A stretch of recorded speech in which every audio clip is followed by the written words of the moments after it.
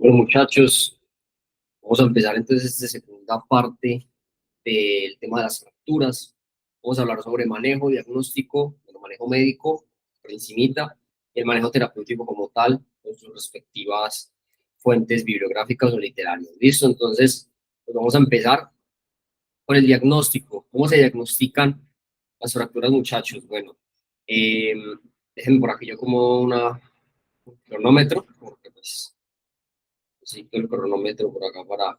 Bueno, entonces, lo primero que hay que tener en cuenta, muchachos, es pues la entrevista con el paciente, si es posible, bueno, si estamos en consulta externa, decirle, bueno, cómo fue la caída, cómo fue el accidente, cómo fue el trauma directamente. Esto nos va a dar indicios del mecanismo de lesión, lo que nos va a llevar, obviamente, a suponer ciertas cosas, cómo fue la dirección de la fractura, cómo fue el grado de la fractura, el impacto, el lugar de la fractura. Entonces, siempre estar preguntando, digamos, en la entrevista, cómo fue la caída. He visto muchas veces, pues, gente que se pasa esta pregunta y es súper importante, ¿no? Súper importante. No, mira, es que caí en el hombro, o es que me di de frente contra algo en la parte del hombro, o así las ideas o la descripción que nos diga el paciente sean muy difusas. Eso nos puede ayudar a dar una impresión diagnóstica mucho más certera. ¿Listo? Entonces, preguntar la intensidad, qué tan fuerte es el dolor. Las fracturas casi siempre duelen mucho, duelen demasiado, ¿sí? Nunca van a llegar fracturas. Bueno, no les voy a mentir, he visto personas y pacientes que luego se toman el RX y tienen una fractura y no refieren dolor. Bueno, la verdad hay umbrales de dolor muy altos y otros muy bajos, pero lo más normal es que la fractura duela. Listo. Si el traumatismo fue leve, si él me dice, no, es que es muy raro porque yo me caí de la cama y me fracturé, paciente relativamente joven, 40 y pico años, bueno, entonces podríamos empezar a hablar de una situación patológica, ¿no? De lo que les mencionaba sobre la etiología o las causas. Podemos estar hablando de una fractura por alguna patología que nos afecte la densidad y la integridad del hueso. El dolor casi siempre va a ser constante, no es un dolor que pare y luego fluya, no, el dolor va a ser constante del día uno hasta el día que sea, y si no se ha resuelto lo de la fractura. Casi siempre aumenta con el movimiento. Cuando el paciente se mueve, pues normalmente generamos tensión en el foco de la fractura, lo que nos puede aumentar ese dolor. Sí, casi siempre es el síntoma primordial. El dolor casi siempre es constante y siempre aumenta con el movimiento. Estamos. Casi siempre el paciente va a referir que siente chasquidos, crujidos, que siente algo a nivel del golpe, ¿sí? No sé, el ejemplo más claro, me golpeé el radio, bueno, la parte del antebrazo en la parte radial, y dice, pues que yo siento que yo muevo la mano y algo se me mueve, tengo la sensación de que algo está suelto.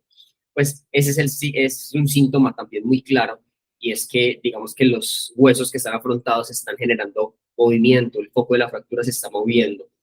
Hay una impotencia funcional, ¿sí?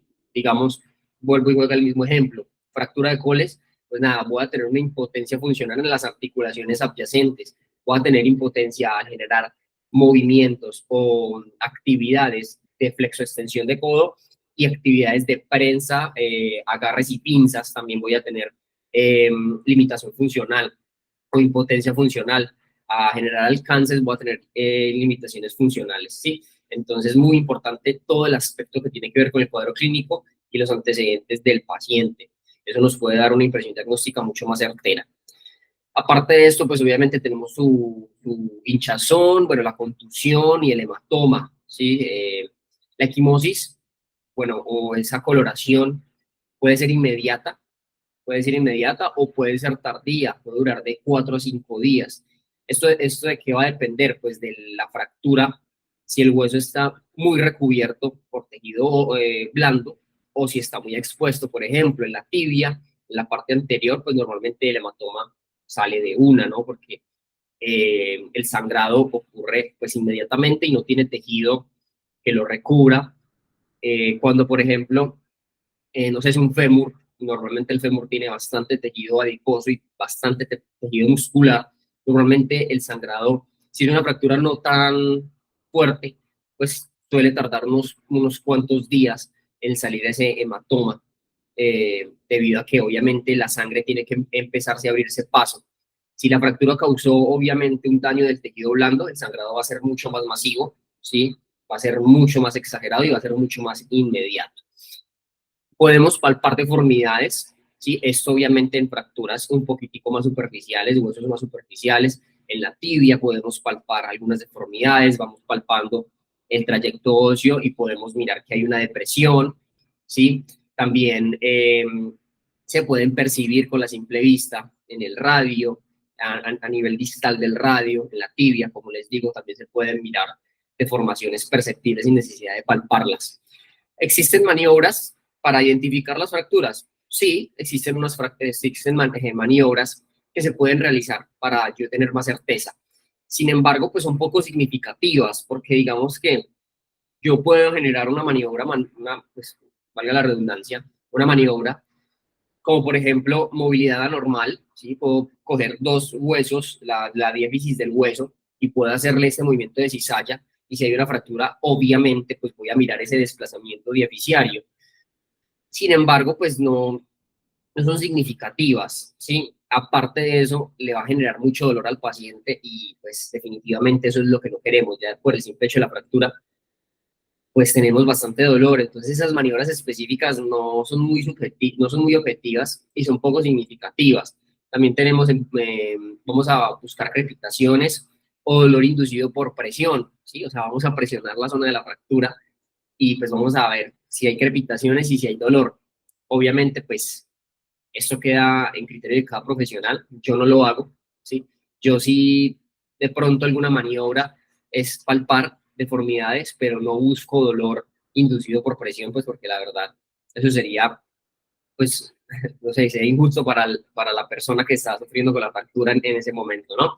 Entonces, también obviamente la radiografía es el gold stand, pues, del diagnóstico de las fracturas, porque no solamente es útil para confirmar la fractura, yo digo que bueno, hacer una impresión diagnóstica de una fractura es relativamente fácil con todo lo que les comentaba, pero pues el RX casi siempre se manda para mirar las características de la misma fractura, ¿sí? Vamos a mirar trazo, dirección, fragmentos que se ocasionaron de la fractura, si la fractura fue incompleta, si la fractura fue completa, simple, oblicua, transversal, bueno, en fin, en conminuta.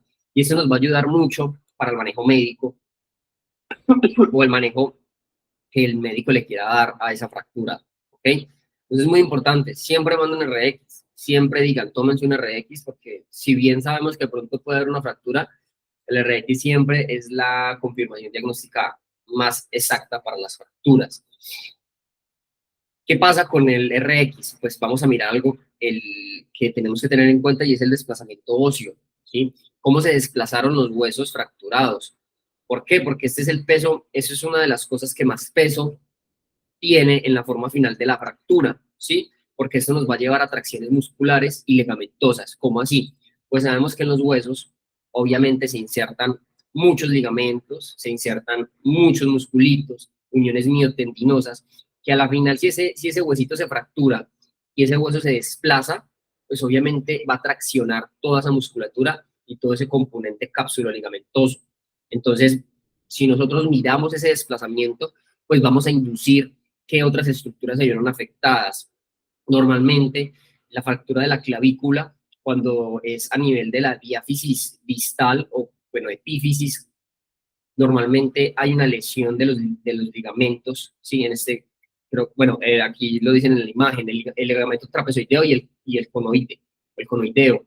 Normalmente esos ligamentos se rompen, pues porque el desplazamiento óseo fue tanto que rompió esos ligamentos, entonces ya no tenemos que tener en cuenta la fractura, sino también los ligamentos que se vieron afectados en ese trauma.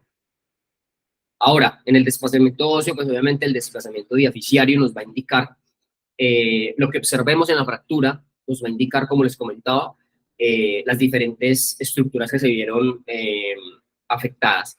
Normalmente en la fractura de clavícula, les traigo otros 3 ejemplos, pero por fines prácticos y para que este video no se haga tan largo, pues les voy a mencionar solamente la fractura de la clavícula, se las voy a esquematizar. Pero la fractura de la diáfisis del húmero, Normalmente cuando miramos el RX y vemos el húmero en una posición distinta a la que sería normal, pues podríamos estar hablando de un compromiso a nivel de los músculos, inserta a nivel del húmero, también fracturas en el miembro inferior, el fémur termina rotado y en aducción. Normalmente esto se debe a porque hubo una lesión contralateral de las estructuras insertadas que abducen la cadera. Entonces los aductores tienen mucha más ventaja mecánica y traccionan ese fémur a nivel medial. Sí, por eso es importante mirar el RX. Pero en este caso la fractura de la clavícula, como miramos, así se clasifican las fracturas de la clavícula, ¿no? Tipo 1, tipo 2A, tipo 2B y tipo 3. En este caso vemos la tipo 2B.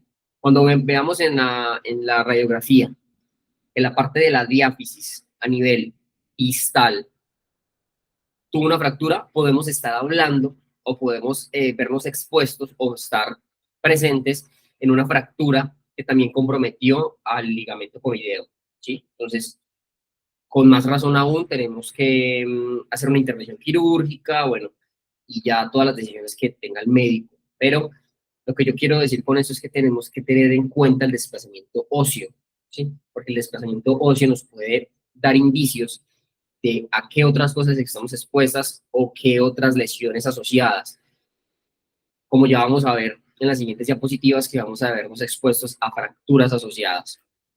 Entonces, listo. También podemos estar expuestos o podemos estar presentes a desplazamientos focales o por arrancamiento. Ya les había comentado que en las etiologías o la causa de las fracturas, o más bien el tipo de fracturas, más bien hay unas que se llaman por avulsión o por arrancamiento.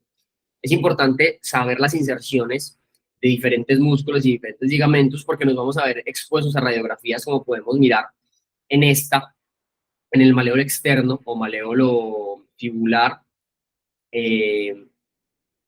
por qué tuvo una fractura aquí.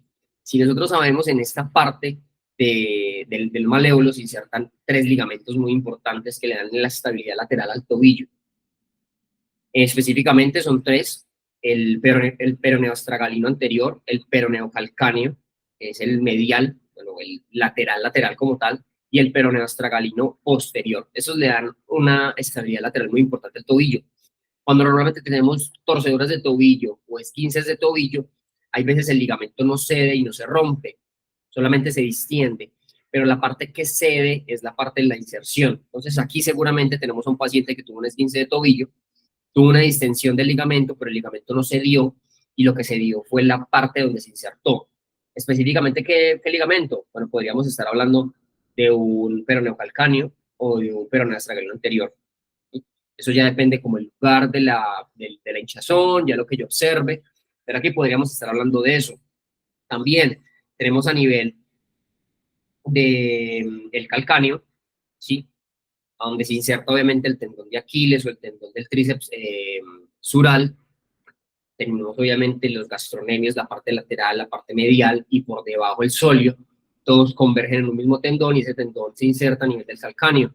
Cuando hay una contracción muy, muy fuerte y el tendón no cede y no se rompe, sino que más bien se distiende, pero aparte de eso, la parte que cede y que fractura es la parte donde se inserta. Entonces, claro, gente que no sabe por qué, dónde se insertan ciertos músculos, ciertos ligamentos, la gente es perdida porque no sabe leer ese tipo de fracturas. Aquí, sí o sí, una fractura por arrancamiento, por abulsión. Entonces es importante conocer las inserciones y los orígenes de los músculos, ¿sí? También tenemos que tener en cuenta las fracturas asociadas. Vamos a tener mecanismos de lesión muy complejos, patrones muy complejos de fracturas que involucran regiones anatómicas diferentes. Lo que les mencionaba, que hay mecanismos indirectos.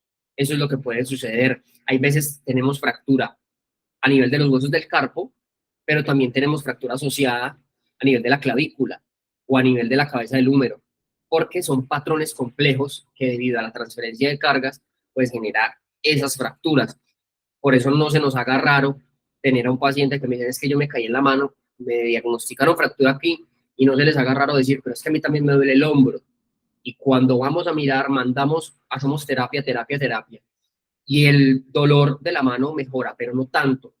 Pero me dice que el dolor que más siente es el del hombro, que no se ha mermado el dolor del hombro.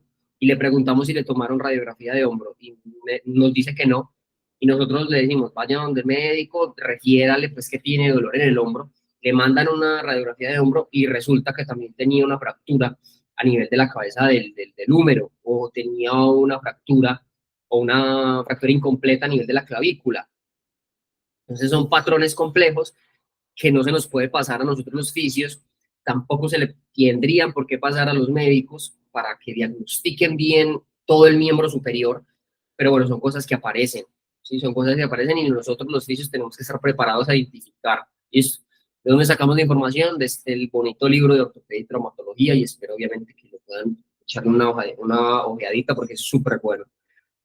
Bueno, el manejo médico, no vamos a entrar en mucho detalle, ¿sí? Porque obviamente no es el área que me compete, es un área que estudio bastante de forma autónoma y me gustaría estudiarla en un futuro,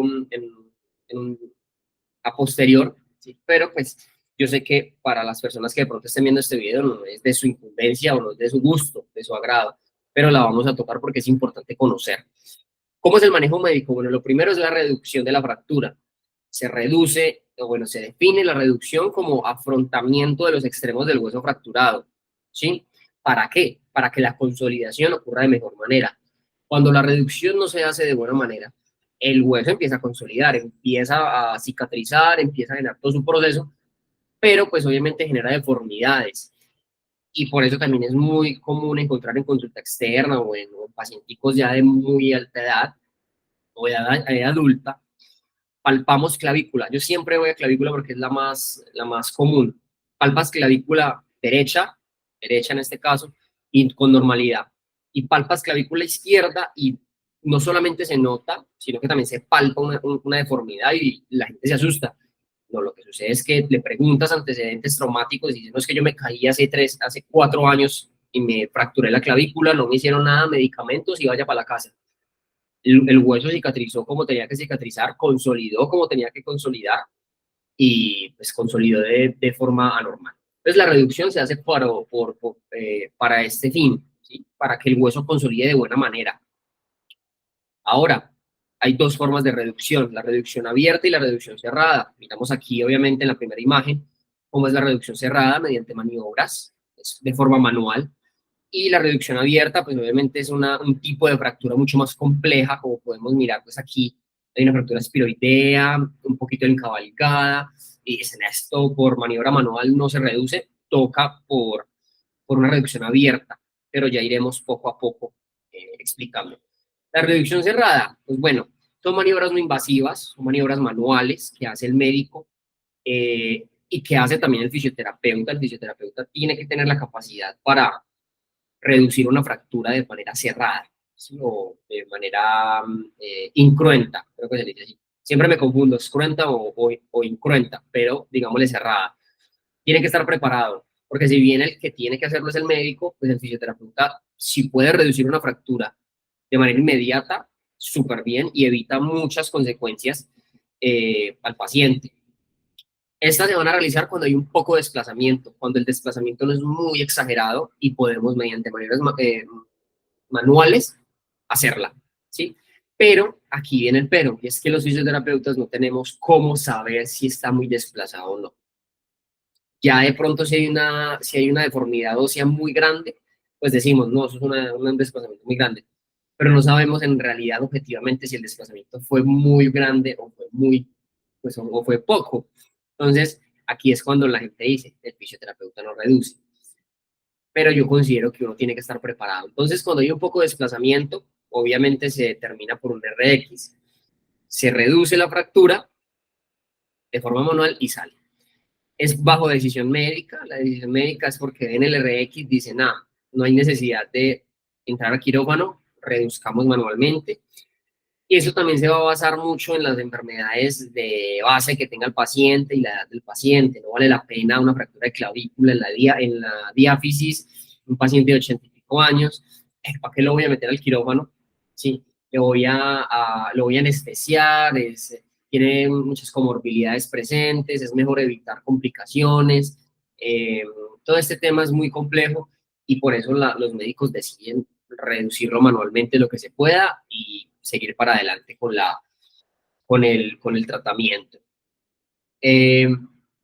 ¿Cómo es la reducción abierta? Bueno, la reducción abierta es mediante una intervención quirúrgica, obviamente, va con el fin de afrontar los huesos o los extremos lo más perfecto posible. Se lleva mediante material de osteosíntesis, y esto pues obviamente apoya la alineación y la consolidación del hueso. No es que el material de osteosíntesis sea la solución y que el material me vaya a dar la resistencia del hueso, no.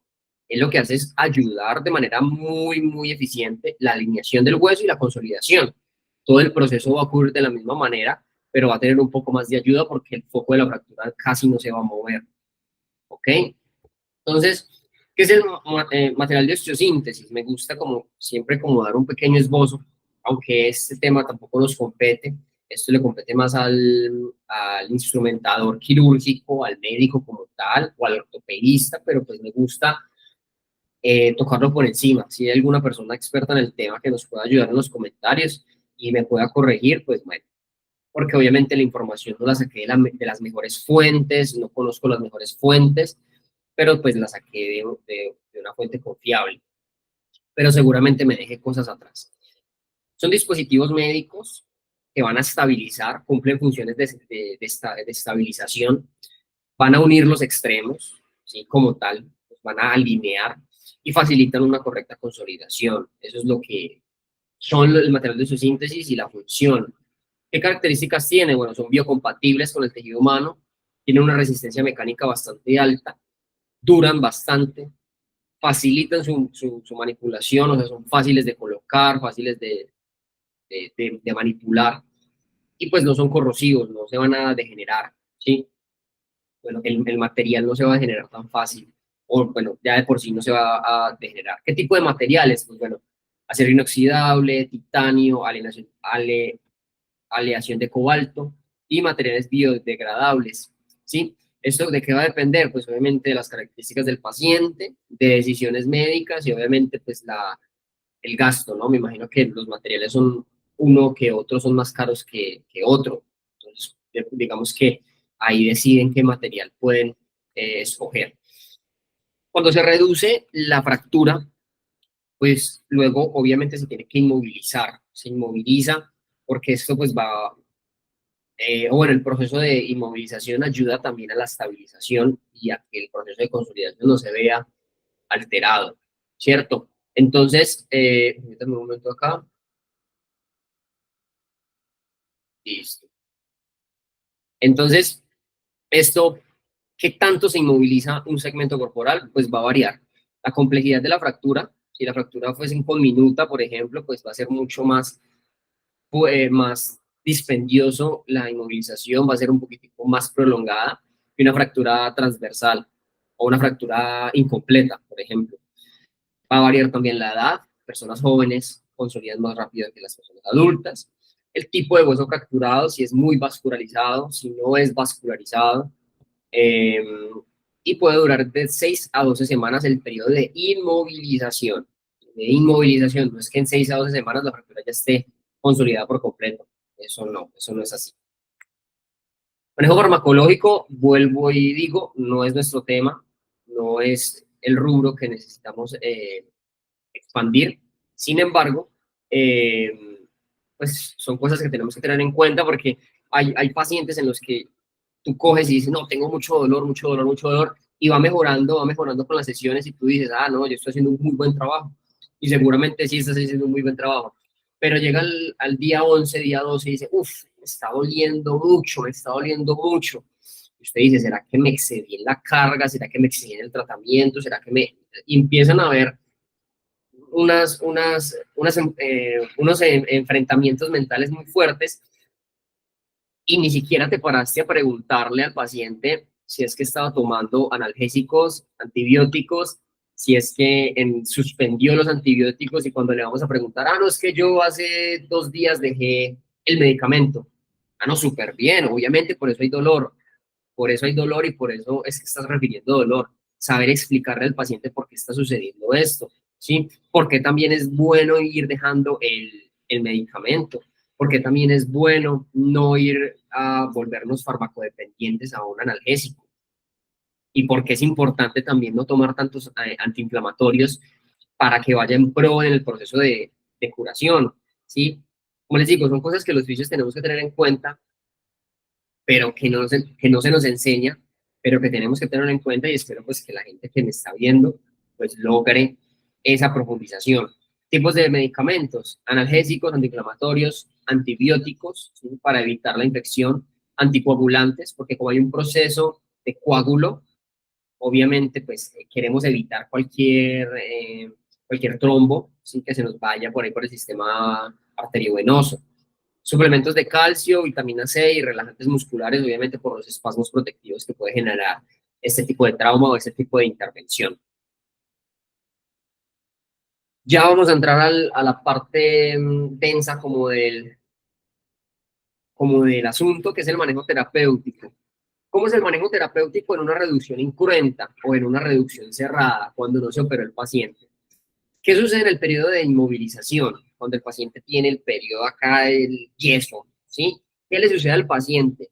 Normalmente, pues, va a tener una debilidad en el tejido conectivo, va a tener debilidad, va a tener una degeneración del cartílago articular. ¿Por qué? Pues porque el cartílago articular, siempre se me dificulta esa palabra, necesita estímulos artrocinemáticos y estímulos de tracción y compresión para que se nutra y pueda estar en una buena calidad. Cuando a mí me inmovilizan el segmento, ese cartílago ya no tiene tracción y compresión por la misma contracción muscular, ni tampoco tiene juego articular. Por ende, no se va a producir las diferentes sustancias que necesita el cartílago para estar en buenas condiciones, y va a llegar un proceso de degeneración, ¿sí? Importantísimo. Va a tener una atrofia muscular. El paciente, cuando termina el periodo de inmovilización y sale pues el segmento sin el yeso, flaquito, flaquito, flaquito, pero es porque la masa muscular disminuyó por desuso, ¿sí? Importantísimo, y esto nos lleva a las contracciones o los ejercicios estáticos intermitentes, que ya vamos a hablar un poquitico más adelante. Va a desarrollar contracturas. Yo, Nicolás, defino la contractura y he visto que la contractura es el acortamiento muscular. Sí, para mí la contractura no es una contracción protectiva del músculo. Cada quien tiene su razonamiento clínico y tengo mis razones. De pronto en unos futuros videos les explicaré por qué. Desarrolla contracturas o acortamientos musculares. Imagínate, 6 semanas en esta posición de flexión de codo, pues el paciente, luego que se le retire la inmovilización y intente estirar el codo, pues no va a ser capaz al primer día, va a tener contracturas musculares, específicamente en los niveles de flexores de codo, y va a tener una circulación deficiente. ¿Por qué circulación deficiente? Porque recordemos que la circulación se media por la contracción muscular y por el movimiento articular. Si esas dos cosas no están, pues la circulación va a ser muy perezosa, la famosa circulación perezosa. Entonces es importante, eso es lo que le sucede al paciente en el periodo de la inmovilización. Además de eso, pues va a tener lesión de los tejidos blandos, porque si la fractura fue muy desplazada, seguramente va a tener, va a tener afectación en los tejidos blandos que cubren ese hueso, con posible hemorragia. Va a tener una formación de cicatriz en esos tejidos blandos, lo que nos va a impedir la movilidad correcta cuando empecemos a generar movilizaciones en las articulaciones, y decimos, ¿por qué esta articulación no se me mueve bien? Claro, recordemos que la cicatriz a nivel profundo genera adherencia, y si esto no se moviliza, pues genera limitación. La cicatrización que va a estar ocurriendo es una cicatrización que no va a tener líneas de tensión. O sea, la cicatriz va a ser muy frágil y muy adherida. O sea, no se va a mover, y si yo la muevo mucho, se va a romper. Entonces, tenemos que empezar a jugar con esa movilización de los tejidos para que la cicatrización empiece a ser con líneas de tensión correcta y me permitan la elongación del tejido, y aparte de eso me permita que ese tejido vuelva y retorne y no se me vuelva a romper. Cuando los pacientes están mucho tiempo en cama, pacientes en hospitalización, adultos mayores en casa que se fracturan y literalmente se les acaba la vida funcional, o tengo pues casos particulares en los pacientes no son, ni están en hospitalización, ni son adultos mayores, pero literalmente mantienen todo el día sentados, todo el día en cama. Esos van a generar cambios fisiológicos en el cuerpo, no solamente cardiopulmonares, que es como lo más evidente, sino también neuromusculares. La coordinación se va a ver sumamente afectada, el equilibrio, si es el miembro inferior, sumamente afectada, la motricidad gruesa se va a ver afectada, si es el miembro superior, en la mano, codo o antebrazo, perdón, la motricidad fina se va a ver afectada. Cambios a nivel del sistema tegumentario, la piel va a ser más frágil, no va a tener las mismas características mecánicas, cambios metabólicos, cambios en el sueño, o sea, mejor dicho, va a tener cambios fisiológicos secundarios por montón y tenemos que tenerlo presente y para eso es la anamnesis, ¿ok? Cuando las fracturas son en miembro inferior, pues tenemos que buscar alternativas para el desplazamiento, porque si el paciente no se me desplaza, va a haber un componente psicológico y vamos a empezar a ver cambios a nivel del ánimo. Tenemos que buscar alternativas de traslado y desplazamiento en el paciente. ¿Listo? Ahora, el terapeuta, ¿qué debe considerar? Bueno, el terapeuta tiene que considerar varias cosas, pero las principales que encontré en el material bibliográfico, el literario y mi persona, como lo principal que uno tiene que tener en cuenta es que, bueno, va a haber una inflamación o una tumefacción. No nos asustemos cuando veamos inflamación, es normal, ¿sí? O bueno, en el periodo de inmovilización, pues no vamos a ver como la inflamación como tal, pero tenemos que tener en cuenta que hay una inflamación y por eso duele. Todo lo que nosotros consideremos, todo eso debemos explicarle al paciente. Por eso debemos considerarlo. Va a haber una atrofia muscular progresiva, ¿sí? Desde el día 1 que el paciente esté inmovilizado, va a empezar una progresión en la disminución de masa muscular. Se van a empezar a formar contracturas y una degeneración del cartílago, lo que les comentaba antes. Y uno tiene que tener en cuenta que va a haber un aumento en la circulación en el foco de la fractura. Por eso es que hay inflamación, ¿sí? La circulación se empieza a volver perezosa en el periodo total de inmovilización, pero sabemos que en el foco de la fractura la circulación va a aumentar, porque pues necesita llegar obviamente sustancias antiinflamatorias, sustancias que medien esa curación, y por eso tenemos que tener en cuenta que va a haber un aumento en la circulación focal. ¿Listo? Va a haber un potencial debilitamiento general en pacientes encamados. No les extrañe que el paciente de miembros inferiores inmovilizado, cuando lo paremos, tenga debilidad en el miembro contralateral o debilidad a nivel de la estabilización escapular, porque lo va a tener. Recordemos los cambios fisiológicos normales, ¿sí? Y va a tener una limitación funcional según el lugar de la fractura. Vuelve y juega. A nivel del codo, a nivel del antebrazo, va a haber limitación funcional en agarres, alcances, prensas, pinzas para escribir, ¿sí? Para empujar cosas con el miembro superior. Va a tener una limitación funcional.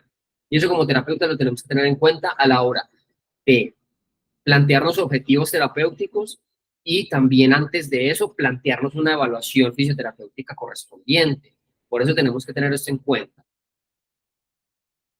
¿Qué objetivos vamos a nosotros alcanzar? ¿Cómo nos vamos a plantear esto nosotros? Pues bueno, muy sencillo. Aquí les traje un cuadrito, ¿sí? Que vamos a estar mirando. Y es que los objetivos y al lado derecho las estrategias, o qué recomiendo yo a priori, o sea, en básico. Pero hay muchas más estrategias que podemos utilizar. Vamos a reducir los efectos de la inflamación. ¿Cómo hacemos nosotros esto? Podemos hacer por medio de la crioterapia, ¿sí? Masajes fríos, ojo, sin quemar al paciente. No voy a hablar sobre efectos fisiológicos porque nos hacemos acá una revisión ni la berraca, pero la crioterapia saben que obviamente disminuye el flujo sanguíneo exagerado y nos va a permitir un poquitico más de movilidad, pero bueno, cada quien. Ejercicios estáticos intermitentes. ¿Por qué? Porque recordemos que la contracción muscular ayuda al retorno venoso. Lo vamos a hacer, a ver, ejercicio estático intermitente para mí es muy diferente al ejercicio isométrico. El ejercicio estático intermitente es este ejercicio que yo digo, esto muy pocas personas lo logran hacer, pero cuando lo logran hacer es muy beneficioso. Si yo le digo a la persona que me haga una contracción estática intermitente, es esto, que me haga contracción del músculo sin mover la articulación. Y aquí estoy generando contracciones intermitentes, ¿sí? Una carga isométrica o una contracción isométrica es cuando hay una carga externa que me está intentando movilizar el segmento, en este caso el codo, pero el codo no cede y la fuerza del codo hacia flexión anula la fuerza externa. Entonces, claro, el peso va hacia extensión, la contracción va hacia flexión y eso es una contracción isométrica. Es muy diferente. En los ejercicios estáticos intermitentes no hay ni carga externa y no hay desplazamiento articular o no hay movilidad articular. Esto nos va a generar contracciones musculares, lo que nos va a llevar a un retorno venoso o un retorno de la inflamación o de los desechos de la inflamación. ¿Listo? Aquí entre signos de interrogación coloqué termoterapia. La termoterapia es importante en un proceso de inflamación. Puede ser que sí, puede ser que no. Nicolás Cataño no lo hace en periodos agudos, porque con la crioterapia lo que espero es que haya un efecto negativo de la inflamación, pero no tan fuerte como el medicamento. ¿Cómo así que el medicamento tiene efectos negativos en la inflamación? No quiero pararme en el tema, pero los antiinflamatorios lo que hacen es disminuir el efecto o la sensación de dolor porque disminuyen el proceso inflamatorio. Y cuando se disminuye ese proceso inflamatorio se prolonga mucho más en el tiempo, porque recordemos que la inflamación es normal. Entonces, para mí, la crioterapia busca esa disminución, pero no tan fuerte como los medicamentos, ¿sí? Luego les hablaré un poquito más sobre ese tema, que yo sé que puede ser un poco enredado. Y la termoterapia, o sea, la aplicación de calor en la zona de la fractura, lo que va a hacer en estadios muy agudos es aumentar esa circulación y vamos a aumentar el dolor, vamos a aumentar la sensibilidad, vamos a aumentar la hinchazón y esto va a ser muy incómodo para el paciente, ¿sí? Entonces la termoterapia yo la utilizo en estadios subagudos, o sea, ya cuando pasaron ciertos días y ya la sintomatología es un poquitico más agradable para el paciente. Listo. Aparte está en un periodo de inmovilización, no voy a poder colocarle paquetes en el foco de la fractura. Podríamos utilizar paquetes calientes a nivel de, de los miembros adyacentes o de los segmentos adyacentes para aumentar la circulación en esa zona. Puede ser, pero eso lo dejo a criterio de cada uno.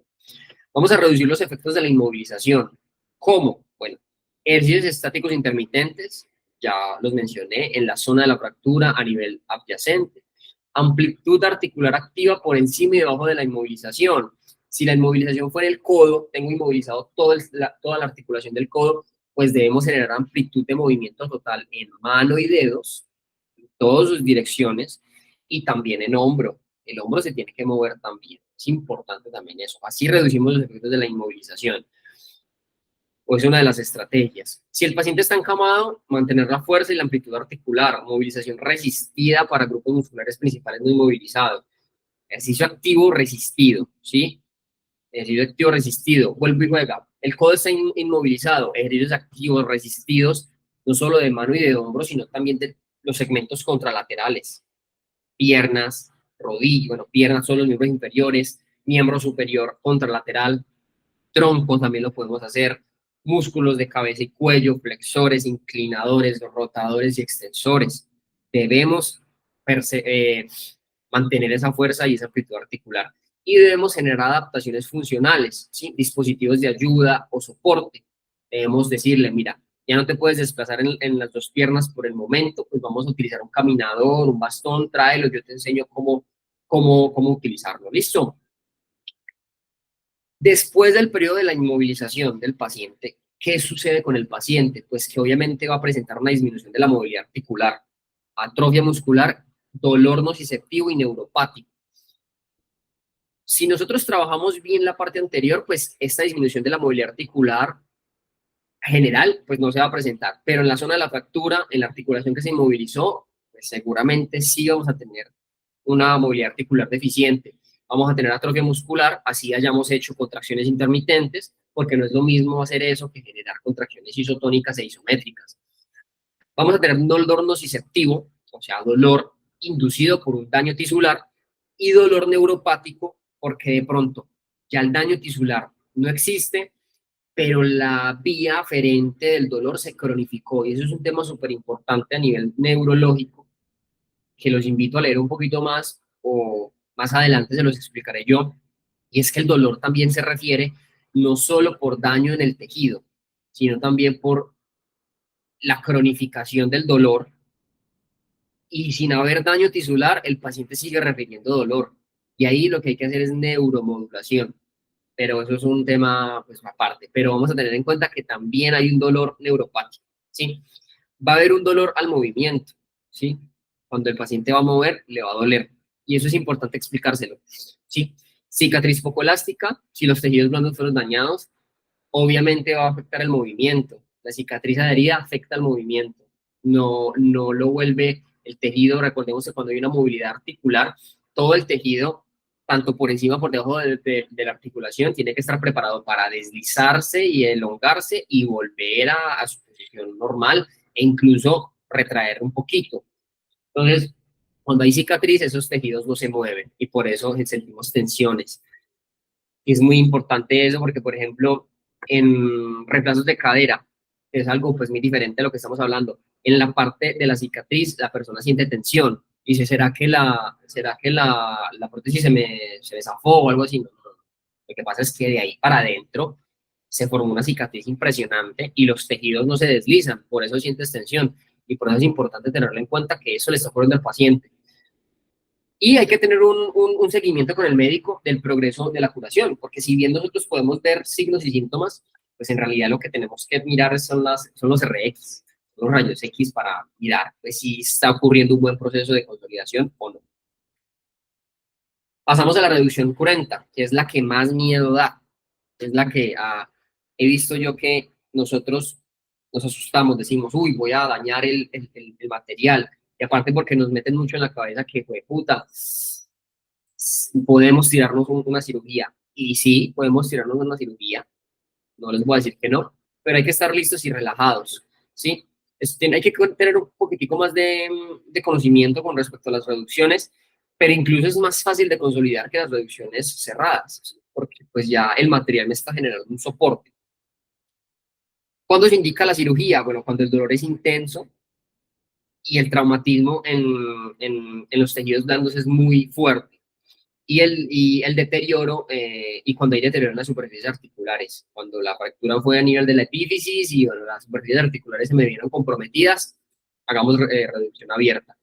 Cuando existe una tumefacción crónica de la articulación, cuando hay una limitación del movimiento articular activo-pasivo, no solamente activo hay una limitación funcional, sino que también yo al movilizarlo pasivamente genera o existe una limitación. Hay una inestabilidad macroscópica de la articulación o el segmento que limita la función. A esto hablamos mucho del foco de la fractura. Si el foco de la fractura es estable con el movimiento, pues no hay necesidad de operar. Pero cuando sí es inestable, tenemos que operar porque si no, esa fractura nunca se va a consolidar de buena manera. Va a haber una deformidad articular y alineamiento articular anormal. Cuando hay una deformidad articular, cuando la articulación ya no está alineada, y causó la fractura una deformidad, pues no, hombre, hay que operar. Y cuando la reducción, espera que aquí no veo por la cámara, cuando hay una reducción general o pérdida de la función que le impida la independencia, ¿no? Cuando el paciente ya no sea independiente por la fractura, bueno, vamos a ver cómo operamos porque el paciente no puede quedar así, digamos así, limitado.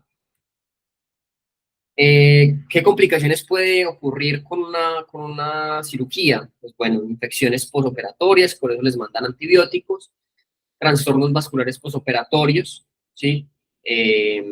Podemos haber formaciones de trombos, de coágulos, y eso nos puede generar pues, trastornos vasculares. Retraso en la curación, esto pues depende mucho de la edad, del nivel de actividad física que tenga el paciente, el género del paciente.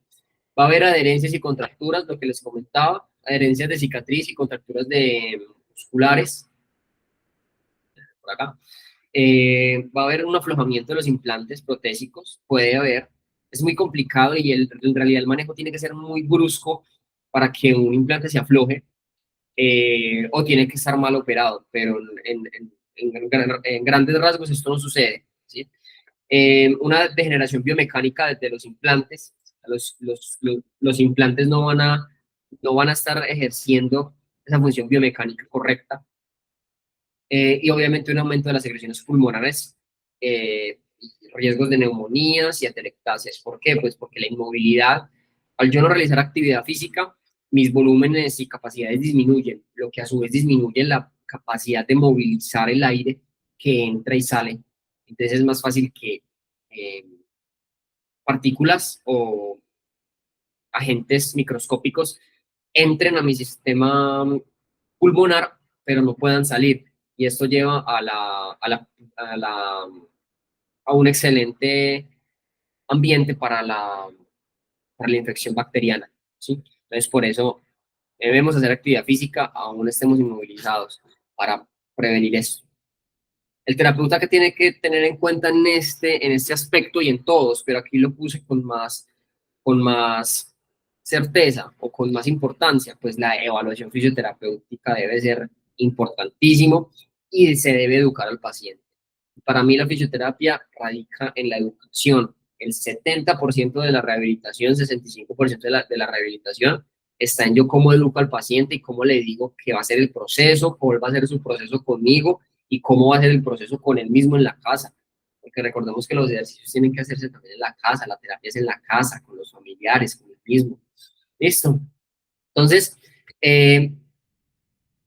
tenemos que tener en cuenta que el paciente en este momento está cursando por un dolor posoperatorio, va a haber una existencia de edema, complicaciones pulmonares y circulatorias, rigidez articular, atrofia muscular, pérdida de fuerza funcional, limitación de peso en carga, ya no va a ser capaz de generar o soportar carga sobre este segmento, y va a haber una pérdida de fuerza y movilidad del segmento no afectados. Vuelve y juega. Tengo en ese caso casos particulares de fracturas de fémur, estuvieron inmovilizados y todo el hemisferio izquierdo está débil. Eso se debe a que por sistemas compensatorios y y por evitación del paciente, el paciente deja de utilizar el hemisferio izquierdo y empieza a compensar todo en el derecho. Y va a haber una pérdida en el hemisferio izquierdo sin tener necesidad de tener una afectación a nivel del miembro superior, por ejemplo. Eso puede ocurrir y tenemos que tenerlo claro para no vernos como perdidos. ¿Qué objetivos debemos alcanzar? Bueno, sencillo también. Vamos a tener una reducción del dolor postoperatorio y la rigidez refleja muscular, o lo que yo llamo los espasmos musculares. ¿Cómo? Mediante técnicas manuales. Las técnicas manuales se tienen que hacer en esta instancia un poquitico superficial, ¿sí? Para evitar tensiones anormales en el material de su síntesis y por ende en el foco de la fractura. ¿Podemos hacer técnicas manuales profundas? Sí, pero asegurándonos que no estemos en el foco de la fractura y que no estemos alterando la estabilidad del segmento que se está consolidando. ¿Sí? Electroestimulación, así lo que hacemos es neuromodular un poco, aunque la electroestimulación con los parches, el TENS, pues digamos que modula un poquitico en el momento, pero el efecto terapéutico no dura mucho. Hay otros modos que no se los voy a mencionar acá porque no es convencional, pero pueden tener esa alternativa. Agentes físicos, obviamente, no solamente reduce el dolor, sino que también reduce la rigidez refleja por la vasodilatación y todo el proceso de oxigenación al tejido, y obviamente el movimiento pasivo en en las articulaciones que se puedan mover, ¿sí? Recuerden que cuando hay material de osteosíntesis, podemos movilizar los segmentos que se puedan movilizar, y por eso es importante saber cómo fue la fractura, el material de osteosíntesis, dónde está metido, si es en diáfisis o es en epífisis. Si está en diáfisis, muevan con tranquilidad la articulación, que no va a pasar nada. Con cuidado, pero tranquilos. O sea, muévanla sin hacer tensiones fuertes, pero muévanla. Hágale movilidad pasiva al paciente y si puede hacerlo activamente, mucho mejor. Ya si el material está en epífisis, pues bueno, ahí podemos mirar ciertas contraindicaciones o banderas amarillas, pero el movimiento pasivo es importante para evitar todo esto. Reducir el edema.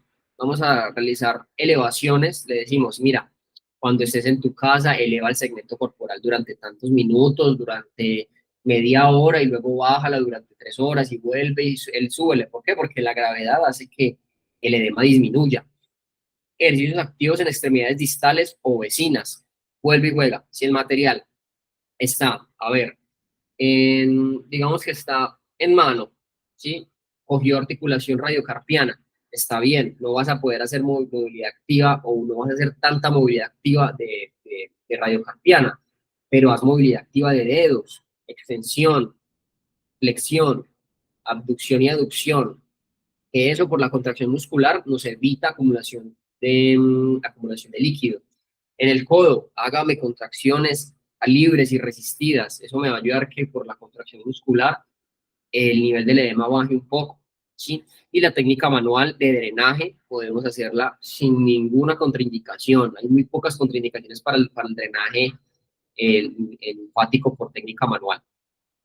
Prevenir complicaciones pulmonares y circulatorias, nada, ejercicios activos libres y resistidos de la musculatura vecina y fisioterapia respiratoria. La contracción resistida en la musculatura nos va a llevar a un aumento de la frecuencia cardíaca y del volumen, no, sí, también del volumen sistólico, pero nos va a dar un aumento en la frecuencia respiratoria. Entonces nos va a ayudar a movilizar más volumen pulmonar. La fisioterapia respiratoria, pues también debemos estar preparados para hacer movilización de secreciones, ejercicios respiratorios, reeducación diafragmática, para evitar, no es porque ya el paciente las tenga, sino que queremos evitar. Prevenir las contracturas, movilidad articular pasiva. No vamos a hacer estiramientos todavía porque en la zona de la fractura no es recomendable hacer estiramientos, ¿sí? Así evitamos las contracturas. Recuerden que las técnicas que les estoy mostrando yo acá son la base. Ustedes pueden buscar otras y pueden buscar los mismos objetivos. Vamos a reducir. Bueno, los objetivos que les estoy mostrando yo acá es en la fase de protección máxima. Se me olvidó comentarles. O sea, que después de aquí empezamos con el periodo de rehabilitación en una protección máxima. Debemos priorizar la consolidación de la fractura y aquí es donde menos movilidad de la fractura, del foco de la fractura, buscamos. ¿Listo? Entonces esta es la fase de protección máxima. Importantísimo. Aquí esto puede durar de 2 a 3 semanas, 4 semanas. De 2 a 3 semanas, 4 semanas, el periodo de protección máxima. Yo casi siempre la tiro para la tercera, ¿sí? Pero eso va a depender mucho de las reevaluaciones que ustedes hagan, del acompañamiento con el médico, del acompañamiento con los rayos X, bueno, en fin. Vamos a reducir la atrofia muscular en zonas afectadas, ejercicios estáticos. Y lo que les comentaba, ejercicios isométricos. Los ejercicios isométricos son diferentes a los ejercicios estáticos, ¿sí? Si nos podemos generar ejercicios isométricos, claro que sí, ya podemos aplicar fuerzas externas, sí, pero muy suaves. Isométricos con cargas muy livianas, muy ligeras, para que no afectemos el foco de la fractura. Sin embargo, como estamos en una protección máxima, sí debemos tener en cuenta mucho el nivel de la fractura, el estadio de la fractura, los niveles de fuerza del paciente, en fin, todo eso lo tenemos que tener en cuenta. Yo prefiero hacer ejercicios estáticos, ¿sí? Y dejar los isométricos un poquitico más adelante, finalizando la tercera semana o iniciándola, pero pues todo va a ir dependiendo de lo que yo observe. Recordemos que no es una receta de cocina, esto me lo mencionaba un docente, y es que la fisioterapia no es, está en tal día, hagamos esto, no, es dependiendo de lo que yo encuentre. Mantener unos niveles de fuerza y rangos de movilidad en zonas no afectadas, ejercicios libres, activos resistidos, sin miseria. Ahí sí no le podemos comer de nada a nadie y hay que hacer ejercicio en las zonas que no están afectadas porque se van a ver afectadas a futuro. Mantener rangos de movilidad funcional con protección del segmento afectado, dispositivos de ayuda, ¿sí? Para generar las funciones que podamos y evitarle la dependencia al paciente. Y formar o educar al paciente. Vamos a informar sobre posiciones o movimientos que debe evitar, ¿sí? Eso es importante. Siempre va a haber un componente de formación y de educación al paciente porque debemos, debemos asegurarnos en esa parte. Pasamos a una fase de protección moderada, ¿sí? Eso normalmente ocurre a partir de la sexta semana, quinta semana, ya cuando digamos que ya la consolidación se está haciendo está ocurriendo de manera adecuada. Ya tenemos un RX que nos muestra signos radiográficos o radiológicos de, perdón, de consolidación, ¿sí? ¿Qué vamos a hacer en esta fase? Ayudar al restablecimiento de las características de los tejidos blandos, ¿sí? Recordemos que los tejidos blandos se adhieren y debemos darles estímulo de elongación y de contracción Y aparte de eso, pues las fuerzas de tensiones tienen que ser normales. Así que vamos a empezar con ejercicios de movilidad activo asistido o activo si el paciente puede. ¿Ok? Fortalecer los tejidos afectados y mejorar la estabilidad articular con ejercicios activos resistidos isométricos en varios ángulos. ¿Sí? Entonces empezamos acá con 5 segundos en una flexión de 10 grados. Luego una flexión de 20 grados, 5 segundos. Flexión de 30 grados, 5 segundos. Ya la flexión de 40 grados ya no la soporta. Entonces hagamos en esos primeros 30 grados ejercicios isométricos. ¿Sí?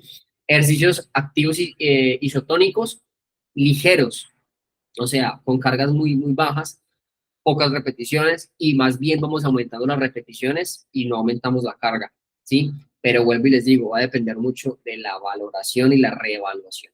En cadena cinética abierta o cadena cinética cerrada, yo ya entiendo que ustedes entiendan eso, ¿cierto? Mantener la integridad funcional de las estructuras no afectadas. Vamos a hacer ejercicios activos resistidos en cadena cinética abierta o en cadena cinética cerrada, o sea, metámosle duro a las articulaciones que no estén comprometidas o a los segmentos que no estén comprometidos. Formar o educar al paciente, enseñar a vigilar los efectos del programa del ejercicio, que le digamos, mira, tú hoy estás haciendo actividad física, ejercicio terapéutico, pero estás haciendo actividad física. O bueno, ahí hay una controversia con la actividad física porque es con los niveles de METs y bueno, no voy a hablar de actividad física. Vamos a decir, tú estás haciendo ejercicio, estás haciendo ejercicio terapéutico.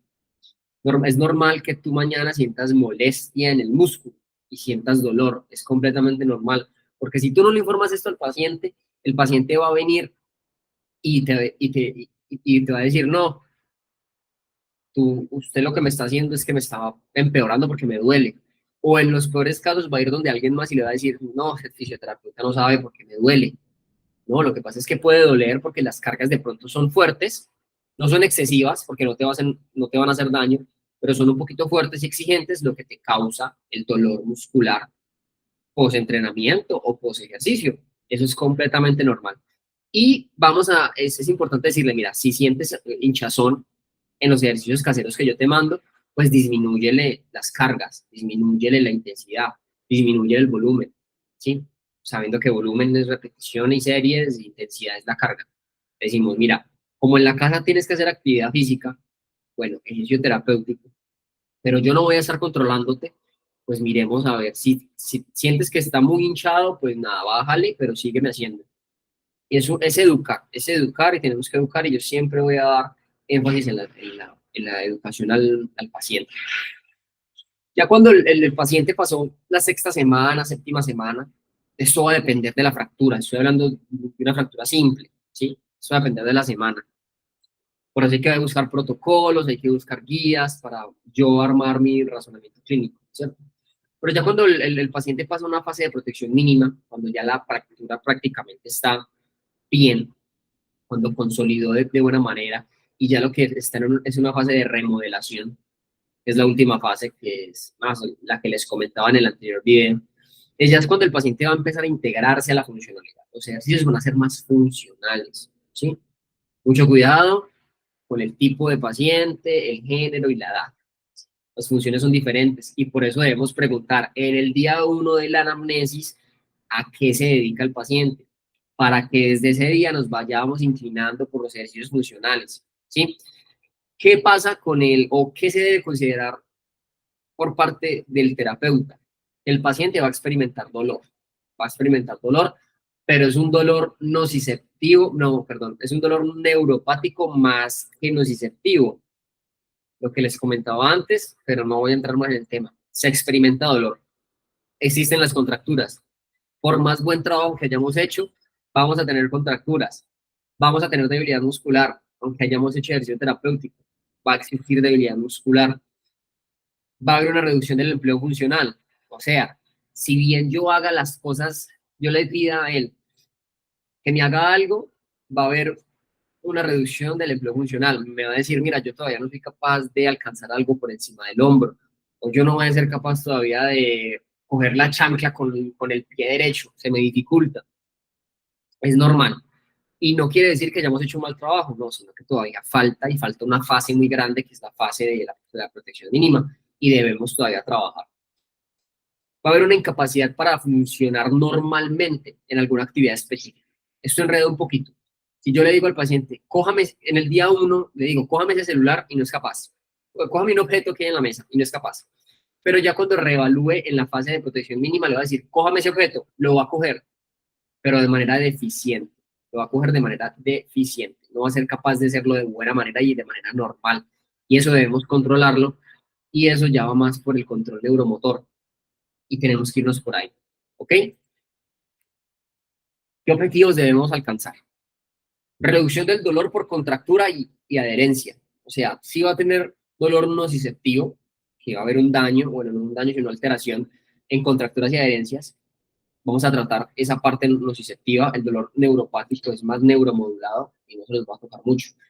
Pero para reducir ese dolor, pues nada, tenemos que empezar ya con los estiramientos pasivos y técnicas manuales profundas, ¿sí?